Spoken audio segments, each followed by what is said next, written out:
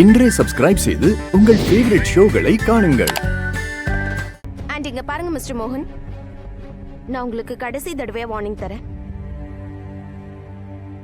Please இந்த மாதிரி எல்லாம் பண்ணி என் குடும்ப வாழ்க்கையை கெடுத்துறாதீங்க ப்ளீஸ்.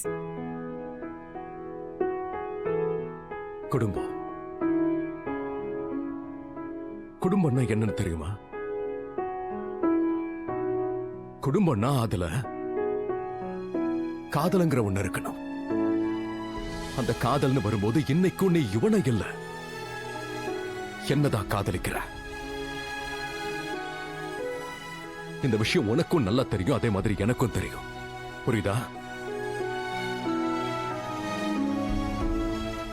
இங்கதான் நீங்க ரொம்ப தப்பா புரிஞ்சிட்டு இருக்கீங்க மிஸ்டர் மோகன். நான் உங்களை காதலிக்கல. அப்ப என்ன, உங்களுக்கு என் மேலேயும் அன்பு இல்லையா ராமா? குஷி,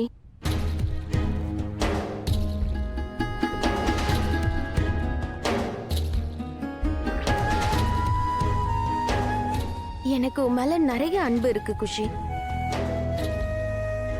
அளவுக்கு அதிகமா உன்னை நேசிக்கிறேன். எப்பவும் உன்னை நேசிச்சுக்கிட்டே தான் இருப்பேன். கடைசி மூச்சு இருக்க வரைக்கும் நேசிப்பேன். ஆனா குஷி, இப்போ என்னோட அன்பு பல பாகமா பிரிஞ்சிடுச்சு. அதுல ஒரு பாகம் உன்கிட்ட இருக்கு, அதுல உன்னோட ராமாவோட ஞாபகம் இருக்கு. இன்னொரு பாகம் என்கிட்ட இருக்கு,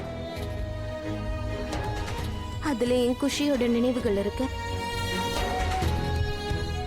இனி நம்ம அன்பை இப்படி ரெண்டு பாகமா வச்சுக்கிட்டு தான் நம்ம ரெண்டு பேரும் வாழ்ந்தாகணும் குஷி. ஐம் வெரி சாரி குஷி. ஆனா இன்னைக்கு நடந்த விஷயம் மறுபடியும் நடக்கவே கூடாது.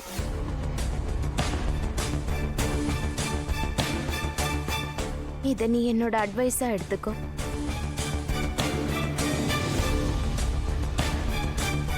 இல்ல வார்னிங்கா எடுத்துக்கோங்க. அது உங்களோட விருப்பம். அண்ட் இன்னொரு விஷயம், இதுக்கப்புறமா நீங்க என் வீட்டுக்கு வரவே கூடாது. என் வீட்டை விட்டு தூரமா தான் இருக்கணும். அதை விட என்ன கேட்டீங்கன்னா, நீங்களாம் சீக்கிரமா இந்த வீட்டை வித்துட்டு கிளம்பிடுங்க. அதுதான் நம்ம எல்லாருக்குமே நல்லது. வேணும்னா நானே இந்த வீட்டை மறுபடியும் உங்ககிட்ட இருந்து வாங்கிக்கிறேன். பட் டோன்ட் வரி, நீங்க எவ்வளவு பணம் கொடுத்தீங்களோ அதே பணத்தை உங்களுக்கு திருப்பி கொடுத்துடுறேன், ஃபுல்லா கொடுத்துடுறேன். இன்ஃபேக்ட் அதை விட அதிகமா உங்களுக்கு வேணும்னா அதையும் கொடுக்குறேன்.